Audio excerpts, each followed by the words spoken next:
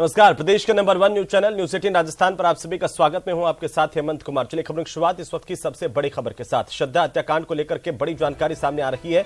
Delhi police को DNA report मिल गई है। बरामद हड्डियों का डीएनए मैच हुआ है।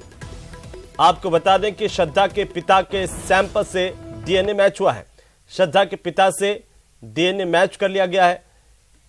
सीएफएसएल जांच के लिए सैंपल भेजा गया था। फोरेंसिक जांच से कई अहम जानकारियां मिली हैं। दिल्ली पुलिस के स्पेशल कमिश्नर डिटेल जानकारी देंगे। यह बड़ी खबर इस वक्त की। श्रद्धा मर्डर केस में पुलिस को एक अहम कड़ी मिल चुकी है। आपको बता दें कि पुलिस लगातार इस पूरे मामले को लेकर तफ्तीश कर रही है, जांच कर रही है। जो हड्डियां बरामद की गई थी उनका डीएनए सैंपल रिपोर्ट अब मंगवा ली गई है, आ गई है। और ये अहम जानकारी है कि जो डीएनए सैंपल रिपोर्ट है वो श्रद्धा के पिता से के डीएनए से मैच हुई है। तो इससे ये साबित हुआ कि जो हड्डियां बरामद की गई वो श्रद्धा की हड्डियां थी, जिस पर लगातार पुलिस की जांच जारी है। आपको बता दें कि श्रद्धा की हत्या करके उसके शरीर के करीब 35 टुकड़े करके आफताब नाम के कातिल ने उसे फेंक दिया था। ज्यादा जानकारी के साथ दिल्ली से सहयोगी शंकर आनंद फोन लाइन पर जुड़ चुके हैं। शंकर, क्या जानकारी है इस वक्त श्रद्धा मर्डर केस को लेकर के बड़ी अपडेट मिली है?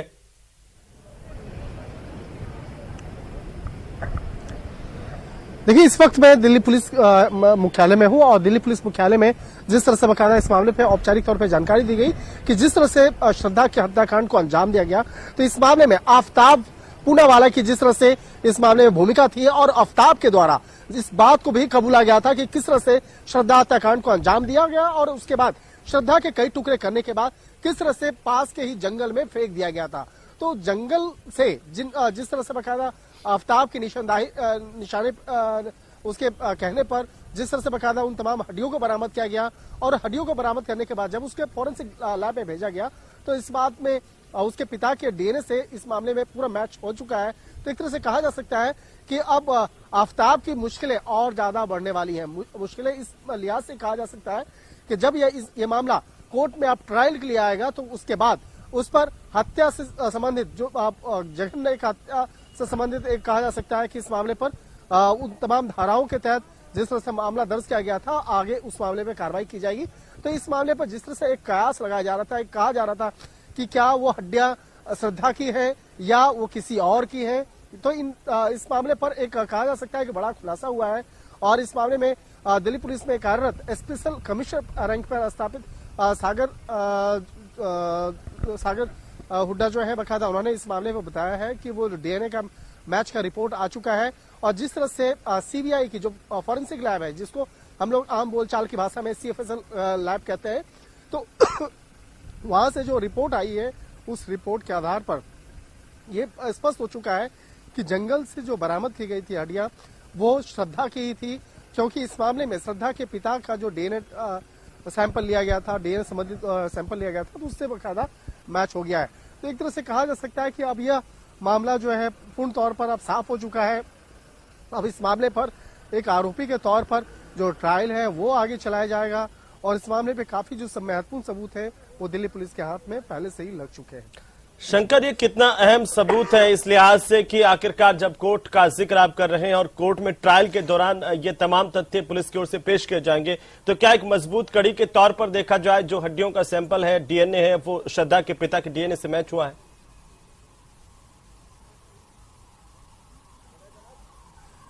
देखिए हेमंत, इस मामले पर कई महत्वपूर्ण स्टेटमेंट जो है वो आफताब के लिए मुश्किलें क्रिएट कर सकती है, जिसमें कि सबसे महत्वपूर्ण है आफताब का स्टेटमेंट। आफताब का जो स्टेटमेंट है, इसके साथ साथ जो आफताब और श्रद्धा के कई ऐसे जो दोस्त हैं जो एक कॉमन फ्रेंड थे, उसका भी स्टेटमेंट इसमें हुआ है, वो काफी मुश्किलें खड़ी कर सकती है। इसके साथ साथ जो फॉरेंसिक नमूने जो हैं, जो आफताब और श्रद्धा के घर से जो लिए गए थे, जो ब्लड के सैंपल्स लिए गए थे, फ्रिज से जो बॉडी के पार्ट्स कुछ जो हिस्से मिले थे और कुछ ब्लड सैंपल्स फ्रिज के अंदर से लिए गए थे, घर के अंदर में जहां पर श्रद्धा का कत्ल किया गया था वहां से जो ब्लड सैंपल्स लिए गए थे और उसके बाद आफताब से जब पूछताछ की गई थी तो उसके माध्यम से ही बकायदा उन तमाम लोकेशन पे जाकर के दिल्ली पुलिस की टीम जाकर वहां पे मौके से कई हड्डियों को बरामद किया गया था।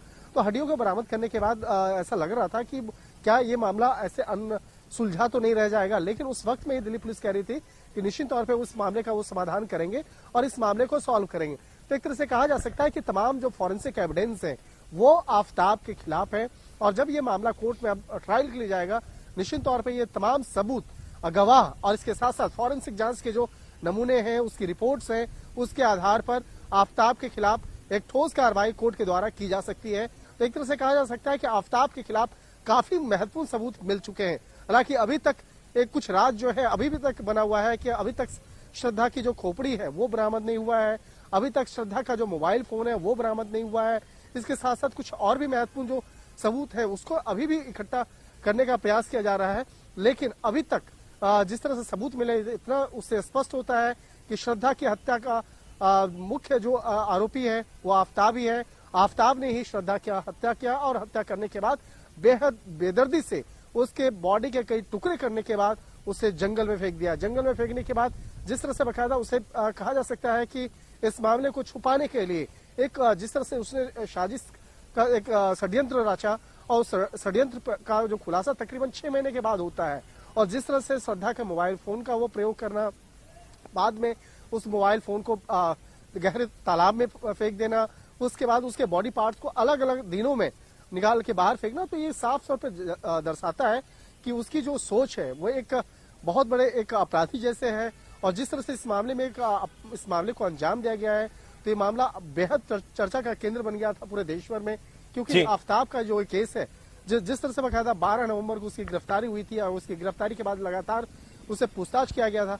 तो कहा जा सकता है कि इस मामले पर जो दिल्ली पुलिस अभी औपचारिक तौर पर तमाम स्टेटमेंट भी दे रही है, और हो सकता है कि इस मामले में जल्द ही कुछ और भी खुलासे देखने को मिल सकते हैं।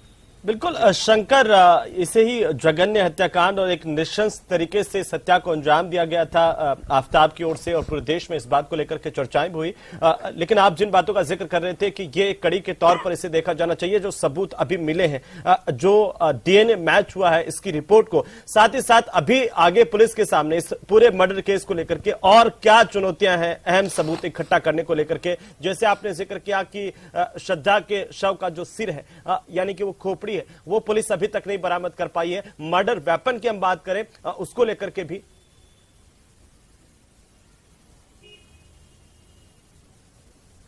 देखिए, इस मामले में जो दिल्ली पुलिस के अधिकारी हैं उनसे हमारी बातचीत हुई, तो उनका कहना था कि देखिए, खोपड़ी का नहीं मिलना वो बहुत बड़ी बात नहीं है, हमारे पास उसके बॉडी से जुड़े हुए कुछ हिस्से मिल गए, जो कुछ हड्डियां मिल गई, तो उसका मिलान जब करवाया गया तो इतना स्पष्ट हो गया कि वो श्रद्धा का ही है।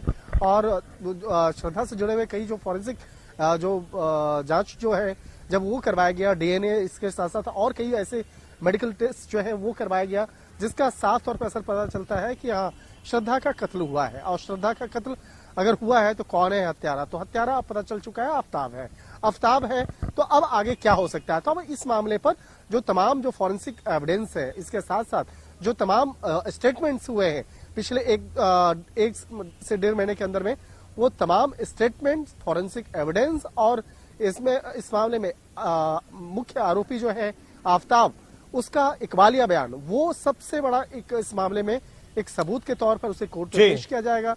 और जब इस मामले पर सबसे पहले इस मामले पे जो चार्जशीट अभी पेश किया जाएगा, चार्जशीट बेहद महत्वपूर्ण होने वाला है और देखना लाजमी होगा कि इस मामले में बिल्कुल। शंकर, चलिए बहुत शुक्रिया तमाम जानकारी के लिए और हम बातचीत करने के लिए, जुड़ने के लिए। लगातार अपडेट हम आपसे लेते रहेंगे। और इसी बीच सबसे बड़ी खबर से हम आपको रूबरू करवा दें, बिहार में शराब कांड को लेकर के हंगामा ही हंगामा बरपा है। पटना से लेकर दिल्ली तक शराब कांड की गूंज है। विधानसभा में भी भारतीय जनता पार्टी की ओर से जमकर हंगामा किया गया। विधानसभा से बीजेपी का वॉकआउट हुआ है। इस पूरे मुद्दे को लेकर के विधान परिषद की कार्यवाही भी बार बार स्थगित करनी पड़ रही है। राज्यसभा में भी शराब से मौत का मुद्दा उठा है। बीजेपी ने नीतीश कुमार से इस पूरे मसले पर इस्तीफा मांगा है, तो तेजस्वी यादव ने इस पर अभी कुछ ही देर पहले प्रेस कॉन्फ्रेंस की थी। कहा था गुजरात में सबसे ज्यादा जहरीली शराब से मौतें हुई है, बिहार से भी ज्यादा, उस पर बीजेपी क्यों चुप है, ये सवाल पूछा। और साथ ही हम आपको बता दें कि सुशील मोदी ने इस पर कहा कि शराबबंदी लागू होने के बाद 6 साल में 1000 से ज्यादा लोगों की जहरीली शराब से मौतें हुई है, 6 लाख लोग जेल भेजे गए हैं। वहीं केंद्रीय मंत्री गिरिराज सिंह ने भी इस पर बयान दिया, निशाना साधा, बिहार का दुर्भाग्य इसे बताया है। बिहार में जब से शराब नीति चली उन्होंने कहा कि तब से कई हजार लोग मारे गए, मुख्यमंत्री की संवेदनाएं नहीं जागती। और आपको बता दें कि छपरा में जहरीली शराब की वजह से 39 लोगों की मौतें अब तक हो चुकी हैं। इस मामले को लेकर के राजनीति गर्माती हुई बिहार की दिखाई दे रही है।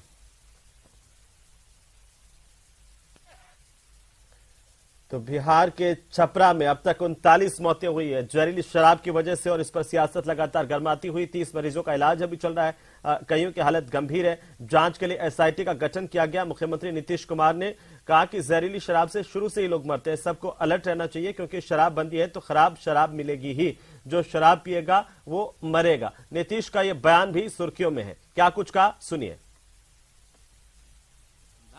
जहरीली शराब से तो शुरू से लोग मरते हैं और देश भर में मरते हैं। यहाँ जितना जहरीली, जब शराब बंदी नहीं थी तब भी जहरीली शराब से यहाँ भी मरते थे, लेकिन अन्य, एक मिनट जान लीजिए, अन्य राज्यों में भी बहुत भारी संख्या में लोग जहरीली शराब से मरते थे। तो हम लोगों ने तो शराब लागू कर दिया, लेकिन आपको मालूम है सबसे पहले 16 में ही ना जहरीली शराब की बात हुई थी, और उसका जितना जहरीली शराब हम लोगों ने उस पर कितना एक्शन करवाया था। तो जितना जहरीली शराब, और जानते ही हैं कि लोगों को सचेत रहना चाहिए। यहाँ तो शराब बंदी है तो कुछ गड़बड़ तो बेचेगा ही, तो लोगों की मौत हो जाती है।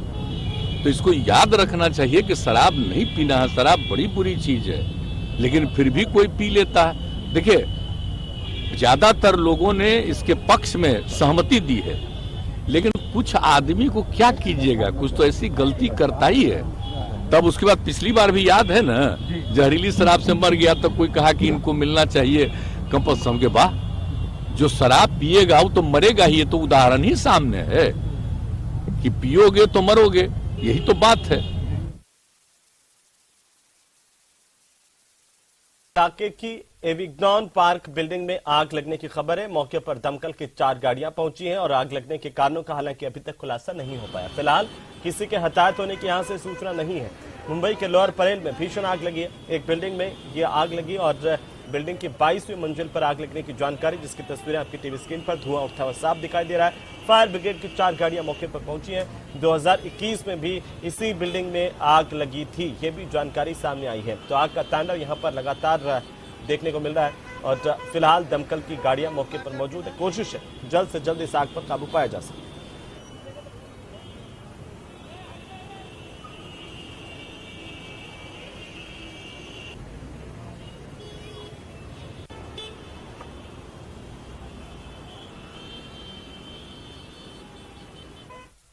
हम लोग नेबर ही है, बाजू में ही रहते हैं।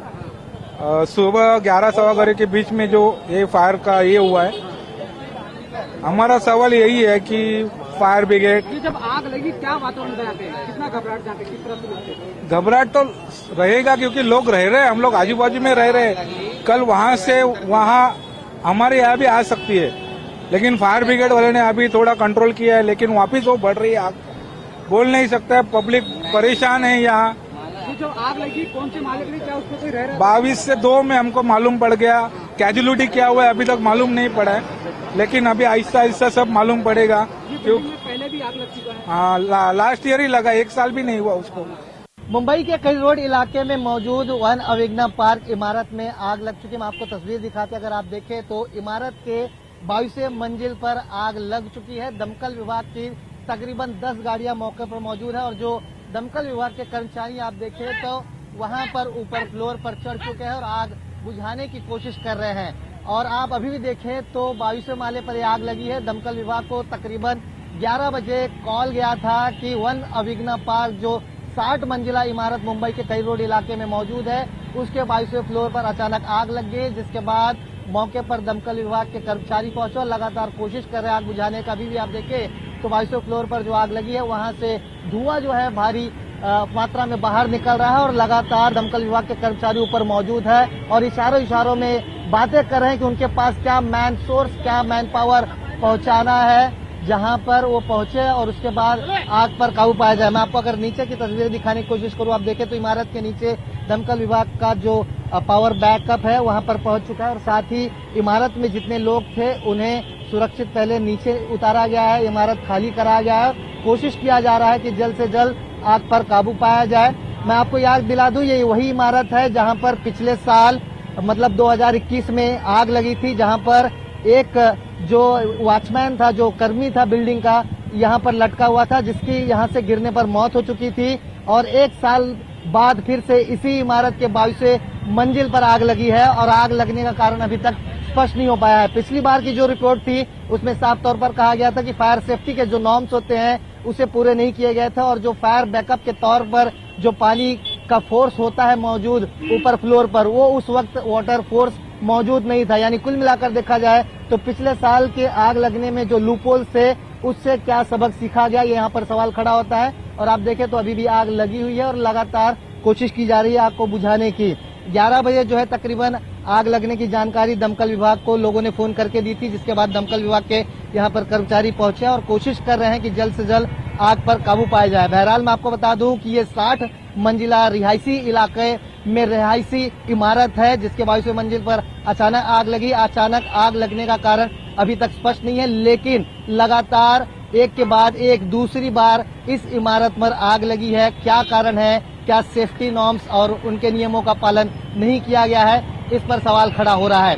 कैमरामैन संतोष डिसले के साथ प्रशांत पांडे, न्यूज 18 मुंबई।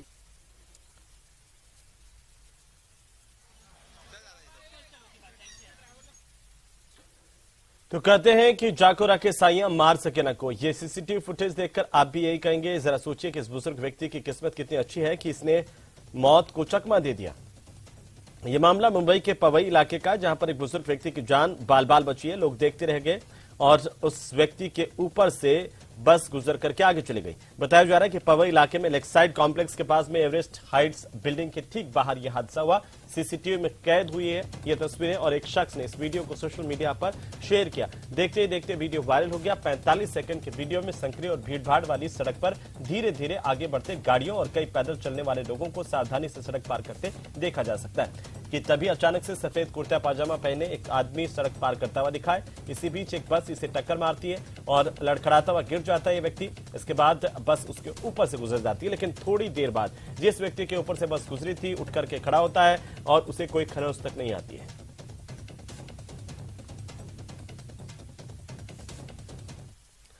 और इसी बीच बड़ी खबर मिल रही है राजधानी जयपुर से। आपको बता दें कि एयरपोर्ट पर कस्टम विभाग ने बड़ी कार्रवाई की है और करोड़ों का सोना पकड़ा। कस्टम विभाग की ओर से तस्करी का 1,96,00,000 रुपए का सोना, करीब 2 करोड़ रुपए का सोना यहां पर पकड़ा गया है। पकड़े गए सोने का वजन 3.5 किलो बताया जा रहा है। दुबई से जयपुर लाया था यह तस्करी करके सोना और इसी दौरान तस्कर धरा गया है।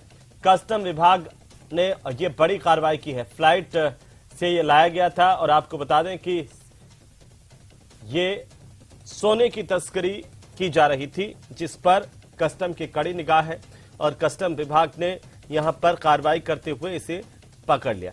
स्पीकर में ये छिपा करके लाया गया था और स्पीकर को जब खोला गया तो उसके भीतर से ये सोना बरामद किया गया है।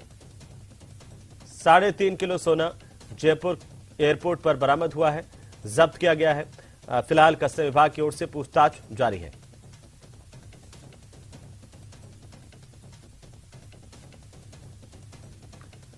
तो अलग अलग तरीके से तस्कर विदेशों से सोने की तस्करी करके लाते हैं, लिक्विड फॉर्म में और अलग अलग चीजों के भीतर। जूते में भी तस्कर जो है वो सोना छिपाकर ला रहे थे और साथ ही साथ एक स्पीकर में ला रहे थे। लेकिन यहां पर जयपुर एयरपोर्ट पर उतरते ही कस्टम विभाग ने उन्हें धर लिया और अब ये यात्री पकड़ा गया है। इससे पूछताछ की जा रही है। बड़ी कार्रवाई यहां पर कस्टम विभाग की हुई है। तस्करी के सोने को लेकर के एक बड़ा खुलासा हुआ है। करीब 2 करोड़ का ये सोना है जो यहां पर जयपुर एयरपोर्ट पर पकड़ा गया है। ये बड़ी जानकारी है इस वक्त की। आपको बता दें कि कस्टम विभाग की ओर से जूतों से 254 ग्राम सोना निकाला गया। ये फ्लाइट संख्या SG-58 से यात्री आया था, जूतों में छिपाकर के सोने की तस्करी कर रहा था, लेकिन धरा गया। दुबई से 14 लाख रुपए का सोना लेकर के आया था और इसी बीच यह भी जानकारी मिली है कि एक अन्य यात्री यहां पर स्पीकर में सोना लेकर के आया था, वो भी पकड़ा गया है। कुल मिलाकर के करीब 2 करोड़ रुपए का सोना यहां पर तस्करी का पकड़ा गया है। दुबई टू राजस्थान, इस रास्ते से किस तरह से सोने की तस्करी बड़ी तादाद में हो रही है, इसका खुलासा हुआ है। जयपुर एयरपोर्ट पर बड़ी मात्रा में गोल्ड पकड़ा गया है। जो तस्करी का गोल्ड है, करीब 4 किलो सोना यहां से जब्त किया गया। 2 पैसेंजर से अलग अलग उनसे पूछताछ जारी है। कस्टम विभाग की ओर से ये सबसे बड़ी कार्रवाई, आज की बड़ी खबर। तो चलिए अगली खबर का रुख करेंगे, आगे बढ़ेंगे और असम के करीमगंज जिले में एम्बुलेंस और अन्य वाहन से 39 करोड़ रुपए का ड्रग्स बरामद किया गया है। इस मामले में 3 लोगों को गिरफ्तार भी किया गया है। पुलिस ने ये जानकारी दी है। संयुक्त पुलिस आयुक्त पार्थ सारथी महंत ने ये जानकारी दी है कि असम पुलिस की एक टीम ने गुप्त सूचना के आधार पर मणिपुर में रजिस्टर्ड एम्बुलेंस को हेंगरबाड़ी इलाके से एक अपार्टमेंट में रोका। वाहन की सघन तलाशी ली गई और इसी दौरान उन्हें याबा की 50,000 गोलियां और 200 ग्राम हेरोइन मिली। इसकी कीमत करीब 14 करोड़ से ज्यादा की बताई जा रही है। तो वहीं फ्रांस से हुए सौदे के तहत लड़ाकू विमान राफेल की आज डिलीवरी पूरी की गई है। भारत में आखिरी और 36वें राफेल विमान की लैंडिंग के साथ ही देश को 36 राफेल लड़ाकू मिल गए हैं। राफेल यूएई में मिड एयर रिफ्यूलिंग कराने के बाद भारत पहुंचा। आपको बता दें कि भारत ने सितंबर 2016 में फ्रांस के साथ 59,000 करोड़ रुपए की लागत से 36 राफेल विमान खरीदने के लिए एक अंतर सरकारी समझौते पर हस्ताक्षर किए थे। पहला राफेल विमान पिछले साल जुलाई के महीने में देश आया था। आपको बता दें कि 36 राफेल विमानों में से आखिरी राफेल भारत पहुंचने के लिए फ्रांस से उड़ान भरने के बाद यूएई एयरक्राफ्ट से आसमान में ही ईंधन भरा गया और इसके बाद भारत में इसकी लैंडिंग हुई है। इसकी जानकारी भारतीय वायुसेना की ओर से दी गई। फ्रांस सरकार ने 35 राफेल विमानों की पूर्ति कर दी थी। 36वें के लिए काफी समय से इंतजार किया जा रहा था। तो वहीं राजस्थान में कांग्रेस की भारत जोड़ो यात्रा जारी है। आज 11वें दिन राहुल गांधी की यात्रा दौसा में दाखिल हुई, जिसे यादगार बनाने में कोई कोरकसर बाकी नहीं रही। आपको बता दें कि राहुल के स्वागत के लिए बड़ी संख्या में सजे धजे ऊंट लाए गए। ऊंट गाड़ी पर कांग्रेस का चिन्ह हाथ भी लाया गया था। राहुल गांधी सुबह 6 बजे लालसोट के गोलिया गांव से रवाना हुए। भारत जोड़ो यात्रा की शुरुआत हुई 10 बजे लालसोट के डीडवाना में पहुंचे एग्रीकल्चर कॉलेज में यात्रा का ब्रेक रखा गया, जहां पर राहुल गांधी ने किसानों से मुलाकात की। आपको बताते चले कि राहुल गांधी फिलहाल दौसा से गुजर रहे हैं, जहां पर यात्रा जिले की 3 विधानसभा क्षेत्रों को कवर करेगी। वहीं दौसा जिले का गांधी परिवार से काफी पुराना और गहरा नाता रहा है। करीब 37 साल पहले राहुल गांधी के पिता राजीव गांधी ने भी दौसा में एक चुनावी जनसभा की थी। जानकारी के मुताबिक ये सभा सचिन पायलट के पिता राजेश पायलट के समर्थन में थी। आगे बढ़ेंगे। हिमाचल प्रदेश के मुख्यमंत्री सुखविंदर सिंह सुक्खू, उप मुख्यमंत्री मुकेश अग्निहोत्री, हिमाचल कांग्रेस के अध्यक्ष प्रतिभा सिंह और कांग्रेस विधायकों ने कांग्रेस अध्यक्ष मल्लिकार्जुन खड़गे से दिल्ली स्थित उनके आवास पर जाकर के मुलाकात की है। और इससे पहले सुखविंदर सिंह सुक्खू ने कहा कि अभी हम भारत जोड़ो यात्रा में जा रहे हैं सभी 40 विधायकों के साथ। इसी के साथ ही सुक्खू दिल्ली से राजस्थान के लिए कूच कर गए हैं। सभी 40 विधायकों के साथ हिमाचल के जनप्रतिनिधि और मुख्यमंत्री सुखविंदर सिंह सुक्खू भारत जोड़ो यात्रा में शामिल होंगे। राहुल गांधी ने उन्होंने कहा कि जिस विचारधारा के लिए भारत जोड़ो यात्रा की शुरुआत की थी, उसके लिए हम कांग्रेस के 40 विधायक और प्रदेश अध्यक्ष साथ में मिलकर के जा रहे हैं, भारत जोड़ो यात्रा में शामिल होंगे। तो इससे पहले हिमाचल के सीएम ने वहां के विधायकों के साथ, प्रदेशाध्यक्ष के साथ राष्ट्रीय अध्यक्ष मल्लिकार्जुन खड़गे से मुलाकात की। आज क्योंकि हम भारत जोड़ो यात्रा में जा रहे हैं, राहुल गांधी जी ने जिस विचारधारा के लिए ये भारत जोड़ो यात्रा शुरू की, उसके लिए हम कांग्रेस पार्टी के 40 विधायक और प्रदेशाध्यक्ष साथ जा रहे हैं। तो वहीं समेध शिखर को पर्यटन स्थल घोषित करने का मामला, इसी से जुड़ी बड़ी जानकारी आ रही है। नेता प्रतिपक्ष गुलाबचंद कटारिया ने इसका विरोध किया है। कहा कि जेएनयू के लिए ये सबसे पवित्र स्थलों में से एक है शिखर। यहां पर अगर पर्यटक जाएंगे तो इसकी पवित्रता कायम नहीं रह पाएगी। गुलाबचंद कटारिया ने कहा कि तामसिक प्रवृत्ति के लोग यहां पर आस्था को चोट पहुंचाएंगे। झारखंड सरकार इस पर पुनर्विचार करे। देश भर के जैन समाज में उन्होंने कहा कि इससे आक्रोश है। विरोधी सरकार है वहां। देखो, निश्चित रूप से इस तीर्थंकर का अपना एक महत्व है और अगर वो इतना भी नहीं समझते हैं तो मैं सोचता हूं कि ये हमारी जैन धर्म की आस्था पर बहुत बड़ी चोट है। और मैं सभी जैन भाइयों से भी निवेदन करता हूं कि इसके लिए अपने तीर्थंकरों के सम्मान और उनकी पवित्रता को बनाए रखने के लिए ये कोई पर्यटन चयन का मतलब कोई अंडा मांस खाने के लिए या हिंसा करने के लिए नहीं है। जिन्होंने अहिंसा के लिए अपने जीवन को समर्पित किया है, उन लोगों की उस साधना स्थली पर, उस पवित्र स्थान पर उसको बनाए रखना हर एक जैनी का धर्म बनता है। मैं सोचता हूँ हम सब लोग एकत्र होकर के सरकार को इस बात के लिए आग्रह भी करें और झुकाने का प्रयत्न। और इसी के साथ ही बुलेटिन फिलहाल इतना ही। आप देखते रहिए न्यूज़ 18 राजस्थान।